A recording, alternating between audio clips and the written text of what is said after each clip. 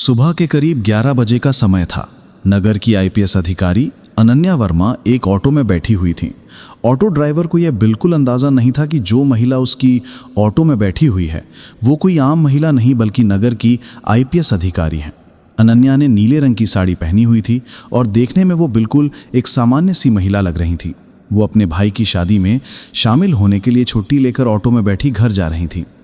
अनन्या ने सोचा कि अपने भाई की शादी में वो आईपीएस अधिकारी के रूप में नहीं बल्कि सिर्फ एक बहन के तौर पर जाएंगी। ऑटो चलाते हुए ड्राइवर रवि ने कहा, मैडम आपकी वजह से मैं इस रास्ते से जा रहा हूँ, वरना मैं इस रास्ते से बहुत कम जाता हूँ। अनन्या ने ऑटो वाले से पूछा, लेकिन ऐसा क्यों भैया, इस रास्ते में क्या प्रॉब्लम है? रवि ने कहा, मैडम इस रास्ते पर कुछ पुलिस वाले खड़े रहते हैं। हमारे इलाके का जो इंस्पेक्टर है वो ऑटो का चालान बिना वजह काटता है और ऑटो वालों से बिना किसी गलती के पैसे वसूलता है, और अगर इंस्पेक्टर की बात नहीं मानते तो वो लोगों के साथ मारपीट करता है। आज पता नहीं मेरी किस्मत में क्या लिखा है, ऊपर वाला करे कि इस टाइम पर वो इंस्पेक्टर रास्ते में ना मिले, वरना वो बिना गलती के मुझसे पैसे वसूल करेगा। अनन्या मन ही मन सोच रही थी, क्या सच में ये ऑटो ड्राइवर जो कह रहा है वो सच है? क्या वाकई यहाँ के थाने का इंस्पेक्टर इतना गलत काम करता है?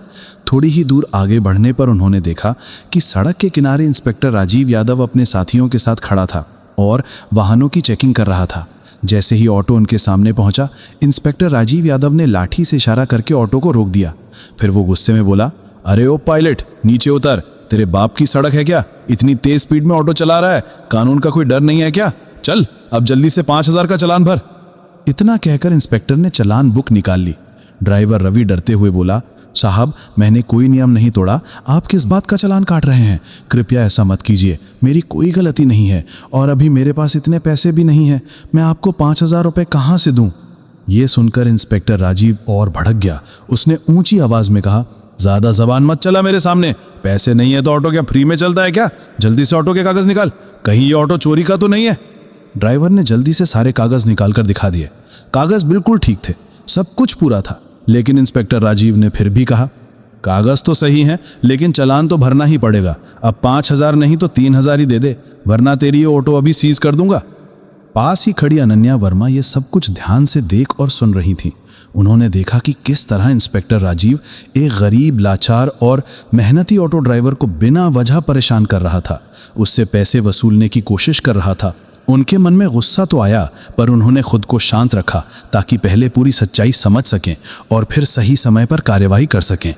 ऑटो ड्राइवर ने डरते हुए इंस्पेक्टर से कहा, साहब इतने पैसे मैं कहाँ से लाऊं? अभी तक तो सिर्फ 300 रुपये की ही कमाई हुई है, मैं कैसे आपको 5,000 रुपये दूं? प्लीज़ छोड़ दीजिए साहब, जाने दीजिए, मेरे छोटे छोटे बच्चे हैं, मैं गरीब आदमी हूँ, दिन रात मेहनत करके अपने परिवार का पेट पालता हूँ, मुझ पर रहम कीजिए साहब। लेकिन इंस्पेक्टर राजीव को जरा भी दया नहीं आई। वो गुस्से में भर उठा। उसने ड्राइवर का गिरेबान पकड़कर उसे बुरी तरह मारना शुरू कर दिया और चिल्लाते हुए बोला, जब पैसे नहीं है तो ऑटो क्यों चलाता है? तेरे बाप की सड़क है क्या जो इतनी स्पीड में ऑटो चलाएगा? ऊपर से मुझसे जबान लड़ाता है, चल तुझे थाने का मजा चखाते हैं। इतना सुनते ही अनन्या खुद को रोक नहीं पाई। वो तुरंत आगे बढ़ी और इंस्पेक्टर के सामने खड़ी होकर बोली, इंस्पेक्टर आप बिल्कुल गलत कर रहे हैं। जब ड्राइवर ने कोई गलती नहीं की तो आप उसका चालान क्यों काट रहे हैं? ऊपर से आपने उसके साथ मारपीट की, यह कानून का उल्लंघन है।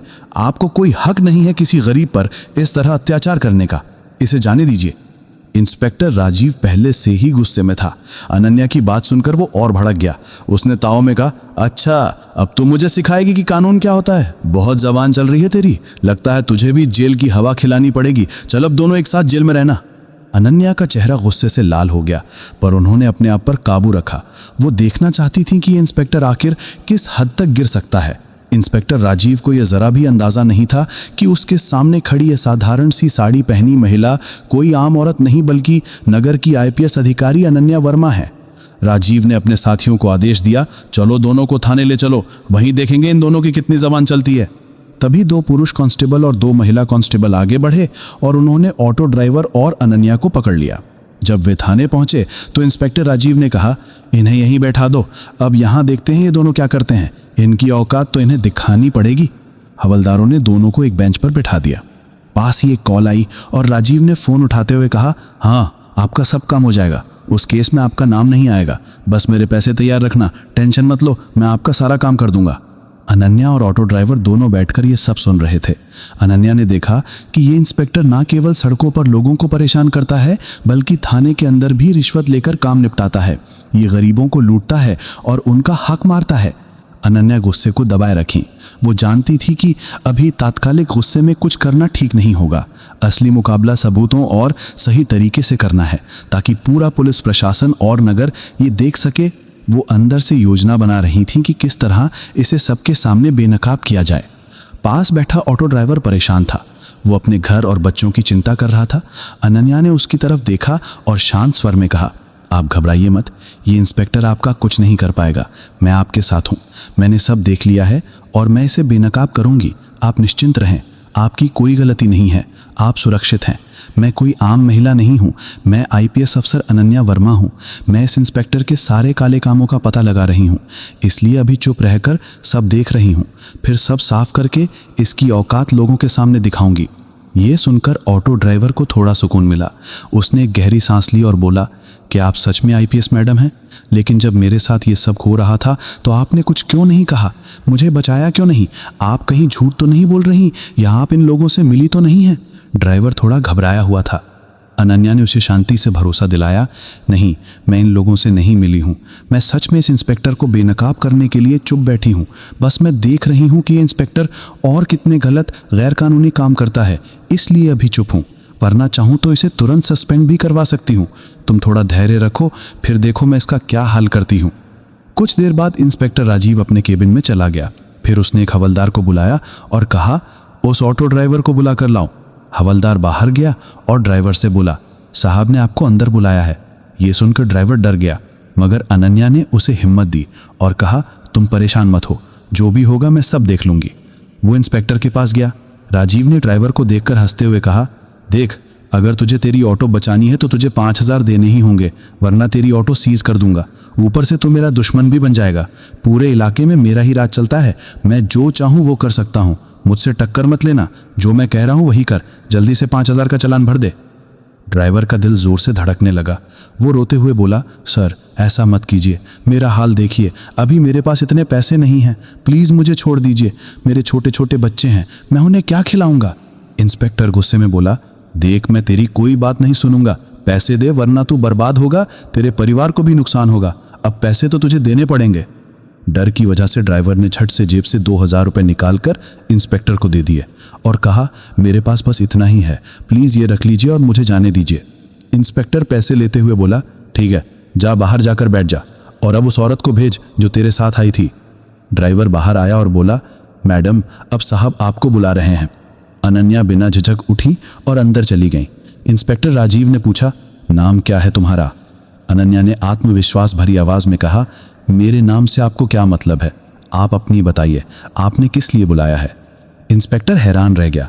उसे विश्वास नहीं हो रहा था कि एक आम औरत इतनी हिम्मत और आत्मविश्वास के साथ उससे इस तरह बात कर रही है।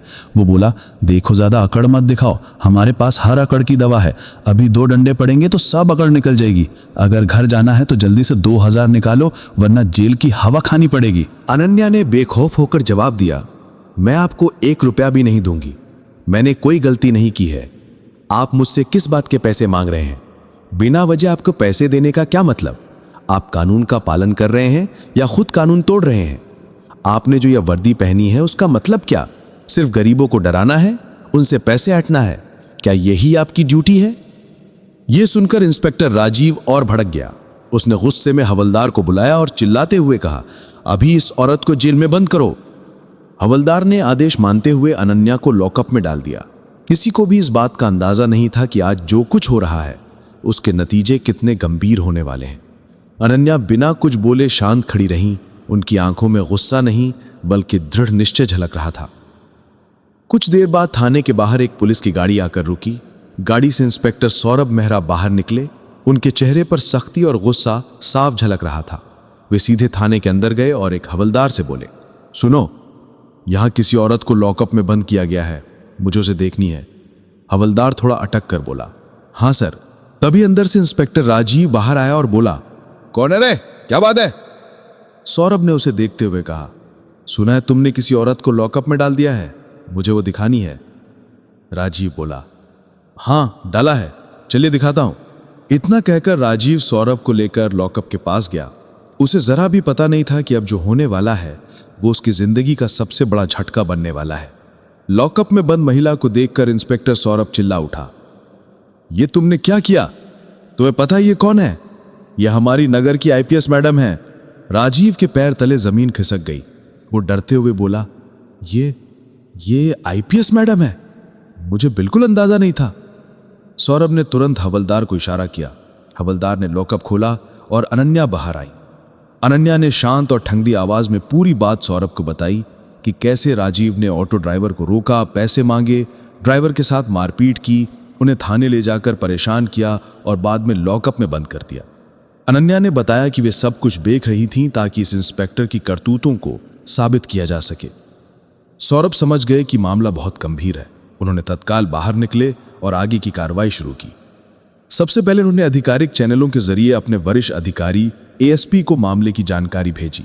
फोन पर सूचना के साथ लिखित रिपोर्ट भी भेजी गई ताकि हर कदम का रिकॉर्ड रहे। एएसपी ने रिपोर्ट देखकर स्थिति गंभीर पाई और उन्होंने नगर प्रशासन को नियमों के अनुसार आधिकारिक सूचना भेजी। डीएम अरविंद सिंह और एसपी दोनों ही मामले की गंभीरता देखते हुए थाने पर पहुंचे।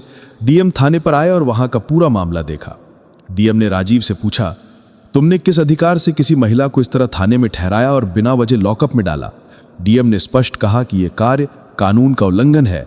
गरीब नागरिकों से रिश्वत मांगना और जानबूझकर पिटाई करना आपराधिक कृत्य है। उन्होंने तुरंत निर्देश दिया कि मामले की जांच कराई जाए, संबंधित के खिलाफ आपराधिक कार्यवाही और अनुशासनात्मक कदम उठाए जाएं और तत्काल प्रभाव से पीड़ितों के संरक्षण हेतु कदम उठाए जाएं ताकि पीड़ितों को न्याय मिल सके। अनन्या ने कहा कि वो इस मामले में गवाही देंगी और साथ में ऑटो ड्राइवर भी गवाही देगा। डीएम ने कहा कि आज ही विस्तृत जांच और कार्रवाई के आदेश दिए जाएंगे ताकि आगे कोई भी ऐसे दुरुपयोग की हिम्मत न करे। डीएम अरविंद सिंह ने तुरंत संबंधित एसपी और विजिलेंस विभाग को निर्देश दिए कि वे मामले की पूरी जांच करें। उन्होंने कहा कि राजीव के खिलाफ तुरंत अनुशासनात्मक और आपराधिक कार्रवाई की जाए और पीड़ित ऑटो ड्राइवर और आईपीएस अनन्या को न्याय दिलाया जाए।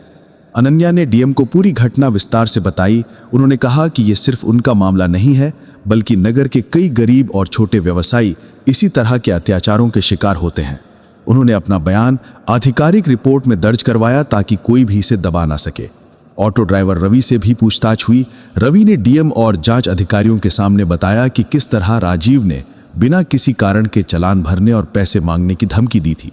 उसने बताया कि अगर वो पैसे नहीं देता तो उसकी ऑटो सीज हो जाती और परिवार भूखा मर जाता। रवि का बयान भी आधिकारिक फाइल में दर्ज किया गया। जांच शुरू हुई। विजिलेंस टीम ने थाने के रिकॉर्ड और सीसीटीवी फुटेज का अध्ययन किया। उन्होंने देखा कि राजीव कई बार ऑटो चालकों और गरीब लोगों को डराकर पैसे वसूलता रहा है। अधिकारियों ने तुरंत आदेश दिया कि राजीव को निलंबित कर हिरासत में रखा जाए ताकि जांच निष्पक्ष रूप से हो सके। कुछ ही दिनों में आधिकारिक जांच रिपोर्ट तैयार हुई। रिपोर्ट में स्पष्ट लिखा गया कि राजीव ने कई नागरिकों के अधिकारों का उल्लंघन किया और उसके खिलाफ आपराधिक मुकदमे और अनुशासनात्मक कार्रवाई की सिफारिश की गई। डीएम ने आदेश जारी किया कि राजीव को थाने से हटाकर निलंबित किया जाए और उसके खिलाफ लंबी अवधि की जांच और कानूनी कार्रवाई शुरू की जाए। साथ ही सभी प्रभावित नागरिकों की सुरक्षा और राहत के लिए विशेष प्रबंध किए जाएं। आईपीएस अनन्या वर्मा ने मीडिया से बात करते हुए कहा कि आज का फैसला सिर्फ मेरे लिए नहीं, बल्कि उन सभी गरीब और मेहनतकश लोगों के लिए है जिन्हें अक्सर वर्दी के नाम पर डर और अन्याय का सामना करना पड़ता है। कानून सबके लिए समान होना चाहिए। कोई भी अधिकारी, चाहे वो किसी भी पद पर हो, कानून तोड़ने का हक नहीं रखता। हमारे प्रयासों से ये संदेश जाएगा कि अन्याय के खिलाफ खड़ा होना और सत्य का साथ देना सबसे बड़ा कर्तव्य है। जांच पूरी होने के बाद मामला कोर्ट में पहुंचा। अनन्या और ऑटो ड्राइवर रवि ने अपने बयान दिए। कानून ने सभी सबूतों और गवाहों की बातें ध्यान से सुनी। ये स्पष्ट हो गया कि इंस्पेक्टर राजीव ने न केवल गरीब नागरिकों के अधिकारों का उल्लंघन किया, बल्कि अपनी वर्दी का दुरुपयोग करते हुए निर्दोष लोगों से पैसे वसूले। कोर्ट ने ठोस फैसले के साथ आदेश दिया कि राजीव को तत्काल प्रभाव से निलंबित रखा जाए और उसके खिलाफ आपराधिक मुकदमा दर्ज किया जाए। अदालत ने साफ शब्दों में कहा कि जो अधिकारी जनता को डराते, धमकाते और लूटते हैं, उनके खिलाफ सख्त से सख्त कार्रवाई की जाएगी। कोर्ट से बाहर आते हुए आईपीएस अनन्या वर्मा ने पत्रकारों और आम जनता की ओर देखकर कहा कि आज का फैसला सिर्फ मेरे लिए नहीं है, बल्कि उन सभी लोगों के लिए है जो वर्दी के नाम पर डर और अन्याय झेलते रहे हैं। कानून सबके लिए समान होना चाहिए। जब तक कानून का सही इस्तेमाल नहीं होगा, समाज सुरक्षित नहीं रह सकता। न्याय मिलने से ही जनता में विश्वास और सुरक्षा का भरोसा बनता है। इस फैसले ने नगर के सभी अधिकारियों के लिए एक स्पष्ट संदेश भेजा कि वर्दी का मतलब सेवा और सुरक्षा है, डर और लूट नहीं। जनता ने राहत की सांस ली और पूरे नगर में यह खबर फैल गई कि भ्रष्टाचार बर्दाश्त नहीं किया जाएगा। दोस्तों, ये कहानी किसी की भावनाओं को ठेस पहुंचाने का उद्देश्य नहीं रखती, ना ही किसी जाति, धर्म या पेशे को नीचा दिखाने का। इसका असली मकसद सिर्फ और सिर्फ आपको जागरूक और सचेत करना है, ताकि आप हमेशा सतर्क और सुरक्षित रह सकें। अगर आपको ये कहानी पसंद आई हो तो इसे लाइक ज़रूर करें और ज़्यादा से ज़्यादा लोगों तक इसे शेयर करें। हम जल्द ही आपके लिए लेकर आएंगे एक नई और रोमांचक कहानी। अपना और अपने परिवार का ख्याल रखें। धन्यवाद।